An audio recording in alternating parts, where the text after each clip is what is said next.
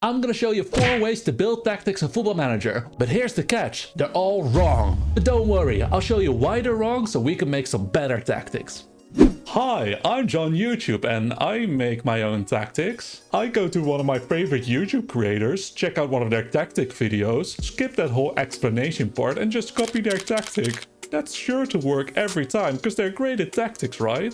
Yeah, that's not gonna work. See, we've got some great creators out there. Look at these great examples. And they make some amazing tactics, but they're all made with a certain tactical plan and a profile of players in mind to fully execute that tactic. Fundamentally, a pre-made tactic simply won't be as good if you don't have the players that fit the required roles and the type of football that a tactic wants to play. You can grab a very well-made tactic that wants to play possession and dominating football while playing as Luton, but you simply won't have a good time. So when you're looking at pre-made tactics, always make sure that your team fits the bill, and if not, make some small personal adjustments to make it fit your team better.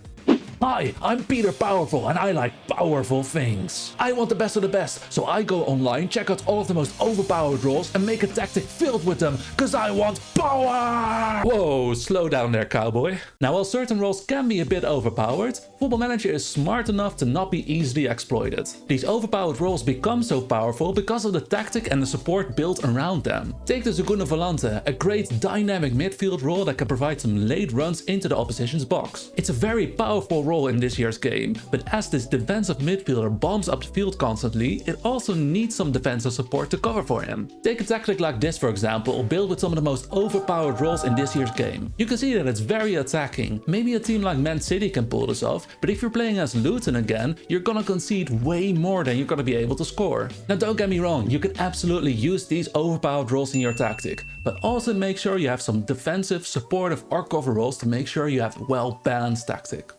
My name is Pep Guadicocha and I love making tactics. My tactics need to be like a fine wine. They need to be daring, unique, interesting. So I'll always make something special, no matter what kind of rubbish players I'm playing with. Alright there, mastermind. Now, I know we all love to flex our tactical muscle and come up with the most dynamic, intricate positional plays and unorthodox attacking runs, but it's not always gonna be a good fit. Say you're playing in the National League of England. A midfield full of trequartistas might seem very exciting, but it probably won't work if the players that have to play in those roles don't even know how to pronounce their roles. So as much as it hurts, you always have to stick with reality. Check your player's ability and make your tactics accordingly. And remember, there's nothing wrong with a long ball to a target forward.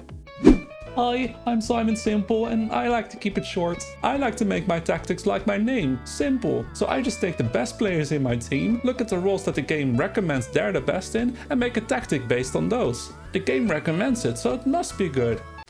I've got some bad news for you. This way of making tactics might look very simple and very enticing as you seem to follow what the game suggests, but you're missing that key word again.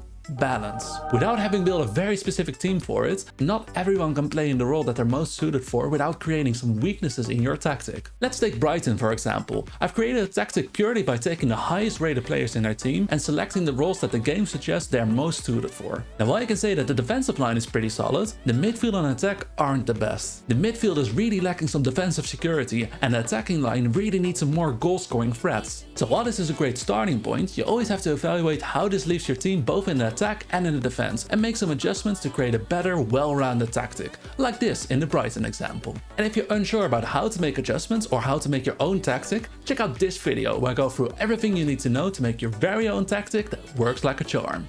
I'll see you on the next video.